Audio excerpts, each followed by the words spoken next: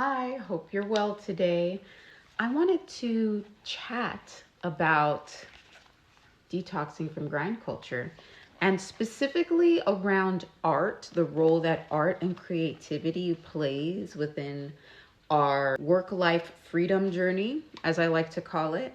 If you're somebody who feels as though you're on a hamster wheel and you are requiring more time within your day for reflection, then that means that a grind culture detox would probably be really supportive for you, which is basically getting out of the concepts that in order to be considered valuable or worthy within society, that we need to be producing. And when we think about this, especially in our global culture these days, a lot is centered around work. So it's almost an adversarial approach in certain ways to the way our culture has been crafted and built over a good amount of time. And when I say our culture, I'm speaking really generally.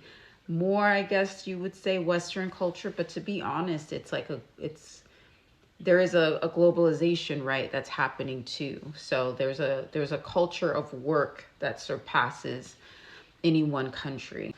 And the idea of deprogramming yourself from always needing to feel like you're producing in order to be valuable or worthy, it's kind of counterintuitive a lot of times if you've been trained to find your value and your worth in your work. Okay, so you kind of have to do a weird mind bend in order to go on your own grind culture detox process. A lot of times you might still need to work, right? Like you want to detox from the concept of grind culture, but you also like bills got to get paid, et cetera, et cetera. Maybe you have a good job and you actually like your job, or you're not quite at the phase where you're ready to let the job go. This is a great opportunity to reflect through the grind culture detox. So I wanted to read a quick passage from this book. It's on page 102. Detoxing from grind culture needs the special sauce of embodiment. We can't do this work by reading a book, thinking about it, or meditating from a mind-only space. From within the chaos and pain of the world, we have an opportunity to bring forth something new in our bodies. The way forward is not in lectures, ancient tombs, or even political institutions. It's accessible in the simplicity of breath, the divine geometry of sound, the healing rest of yoga.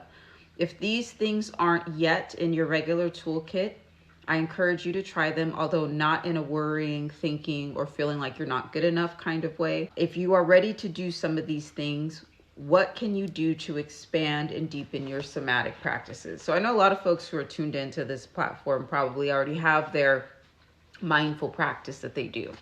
The folks who are attracted to my channel usually have been on the path for a while and are seeking new and refreshing tools on their path to unfoldment and evolution.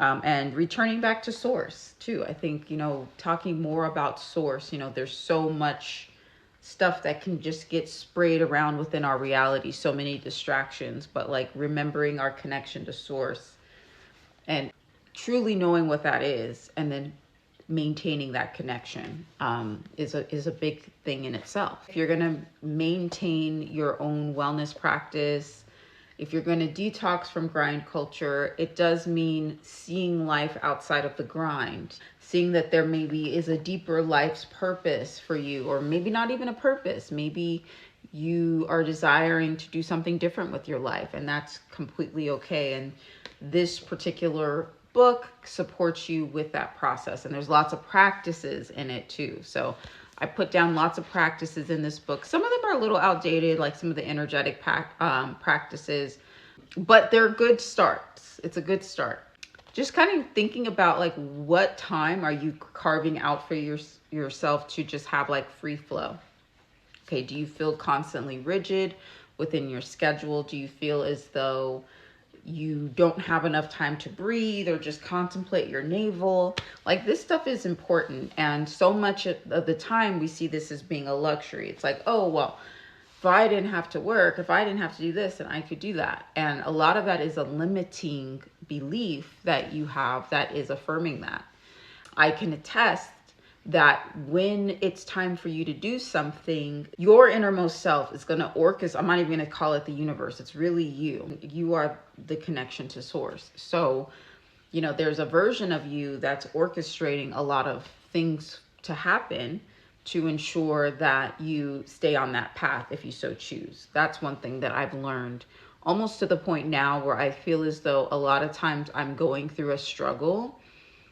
Well, I learned, we all learn through struggle too. I mean, at a certain point, it's not required. Sometimes there's a lot of blockages within our society that are really difficult to dismantle, and that's done for a reason, but nothing's impossible. It just might take a little bit more time. That means you need more spaciousness within your calendar. So I've said it before and I'll say it again, there's a war on time. So how do you see your positionality in it? You can look at your calendar and see, do you have sacredness carved out in your calendar? Because that's one thing that I will say is like this path of unfoldment, it can come with a lot of challenges. So some things need to be a core, like I'm somebody whose life changes quite rapidly. That's just kind of how I've crafted my learning. I'm on like a very fast-paced learning journey. Okay. And so to do that is, I'm not going to say as quickly as possible, but I've been wanting to just kind of get through a lot of the looping. There's been so much karmic loops and stuff that I've found within the simulation. I've needed time though to cultivate that. I've needed time to try things out. I've needed time to sometimes bang my head against the wall, but to continue to refine my craft and improve and come more into myself, remember myself, remember a lot of the knowledge and the records that were lost or forgotten, but that doesn't mean that they're not there. So that's why we slow down. That's why we carve in sacredness to our calendar to remember that we're more than just somebody who's here to generate wealth, for somebody else a lot of times, or for yourself even. That's actually really important though. I would never shake my finger or head at somebody for wanting to be ambitious and have a top-notch lifestyle. I think that's great. I think everybody deserves that. But at the same time, to what end? For me, a form of wealth too is complete spaciousness and autonomy with my calendar.